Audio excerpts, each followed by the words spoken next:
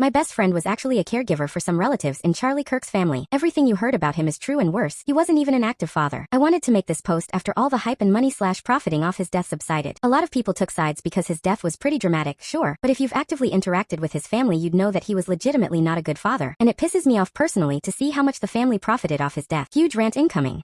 Dude's family is actively rotten to the core, and Kirk played a huge part in it. My best friend was a caregiver in Arizona, and met Kirk's family through the mother-in-law. She can tell you for a fact that he was barely home, which shouldn't surprise anyone. The kids barely got to know their dad. The whole reason they've been in the spotlight of Turning Point USA post-shooting, but you've literally never heard of them beforehand, is so they could make money off merch. Kirk wasn't a family man because he spent all his time traveling and rage-baiting college students. My friend/caregiver literally never met him personally, because Kirk was never home and was constantly on business. But he literally didn't need to. He could have just ran his dumb podcast from home perfectly fine, but he could barely tolerate his trophy wife and mother-in-law. Speaking of which, my friend wishes she was joking. The mother-in-law in specific was quite literally the rudest person you can imagine. He hasn't met a more nasty person since. Her name is Lori Francois. If you want to look her up, you'll get Erica's Kirk's maiden name. My friend stopped taking care of Lori because her husband was seriously creepy. Like he walked in on her while she was using the bathroom when the door was locked, and he knew she was using the bathroom. My friend was too scared to keep working there after that incident, and quit for her own safety. They had 3 super crusty dogs that they treated horribly. They'd constantly yell at them, and when they didn't feel like dealing with them, they'd throw them outside in the Arizona heat to limp in the shade, which only added to the worst smell imaginable. They'd just tie them up with no water for the entire day, until someone felt bothered to bring them in. For some reason the mother-in-law was hyper-obsessed with Charlie's podcast. She would watch him every day at 11 a.m., and regurgitate the worst parts of it like it was the Bible. My friend visited their apartment only once when Lori was visiting Erica, and the entire place looked like it was hit by a tornado. Unopened Amazon packages everywhere, and children drew with crayons all over the wall, because no one was taking care of them, and Charlie wasn't home to be an actual father and tell them what's right and what's wrong. Erica expected my friend to take care of her baby, but my friend kept having to shut her down and say she's there to take care of Lori, and has no idea how to take care of a baby. Their family was as dysfunctional and horrible as you can imagine. She didn't actually sign any NDA, so she doesn't GAF, and will throw shit their way whenever she gets the chance. I'm heading to bed after making this post, but if you guys have any questions shoot them my way, and I'll be sure to ask my friend what she thinks about X or Y.